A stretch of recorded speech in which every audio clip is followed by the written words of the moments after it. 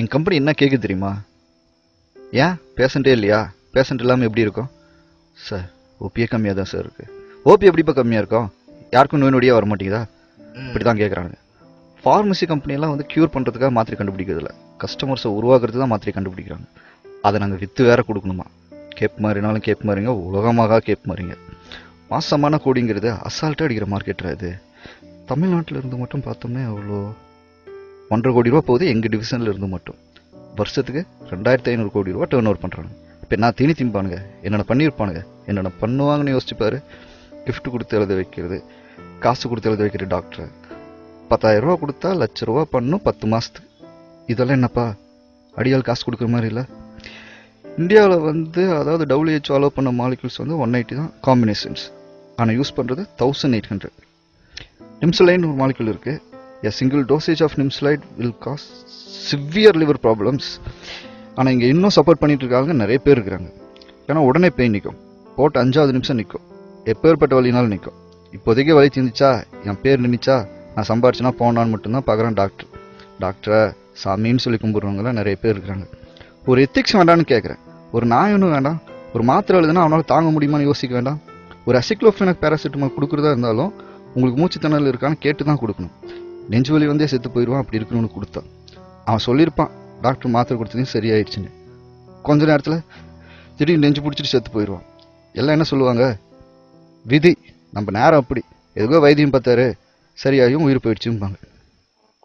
உயிருங்கிறது எவ்வளோ சாதாரணமாக போச்சுன்னு பார்த்தியா? என் ஸ்கூல் ஜூனியரோட அம்மா லாஸ்ட் வீக் இப்படி தான் இறந்து போனாங்க. அவனுக்கு அப்பா கிடையாது, அக்கா மென்டல். அவங்க தாத்தா மட்டும்தான். அவனால் எந்திரிச்சு நடக்கக்கூட முடியாது.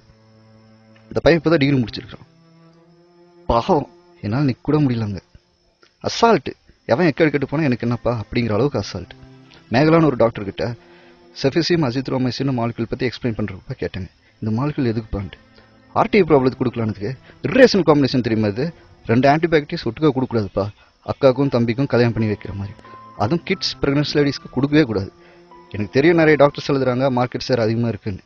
ஆனால் நான் என் பேஷண்ட்ஸ் ப்ரிஸ்கிரைப் பண்ண மாட்டேன்ப்பா, வேறு மாலிகுல் சொல்லிப்பாங்க. இவங்க டாக்டர் இவங்கள மாதிரி ஒரு டாக்டர் பார்க்குறதே இல்லை. வேற ஒரு டாக்டர்கிட்ட எக்ஸ்பிளைன் பண்ணும்போது levocetirizine and montelukast is efficient with Indian patient சொல்கிறப்ப சிரிச்சேன். புரியல சார், எதுக்கு சிரிக்கிறீங்கன்னு. இந்தியன் பேஷண்ட்ஸ் மென்ஷன் பண்ணியா, அதுக்கு சிரிச்சோம்ப்பா. நம்ம ஆளுங்க மண்ணை கொடுத்தாலும் தின்னுக்குவாங்க, டாக்டர் கொடுத்தாங்க. அப்படிதான் இருக்குது நிலமை. அட நம்ம ஆளுங்களுக்கு வெள்ளரிக்காய் என்ன வேலை, வெங்காயம் என்ன வேலைன்னு தெரியுது.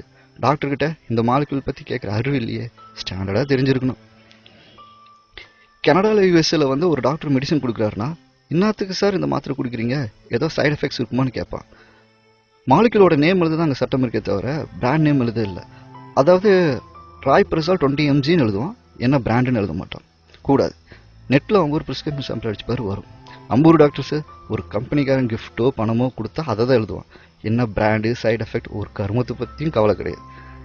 சாவுறதுனா சாவங்கடா, எனக்கு காசு வருது. கொடூரம், உச்சம். கந்து வட்டி காசு வாங்கி கொடுத்து ஆப்ரேஷன் பண்ணி செத்து போனவங்களாம் நிறைய பேர் இருக்காங்க. அதெல்லாம் நினச்சா மனசு ரொம்ப கஷ்டமாக இருக்குது.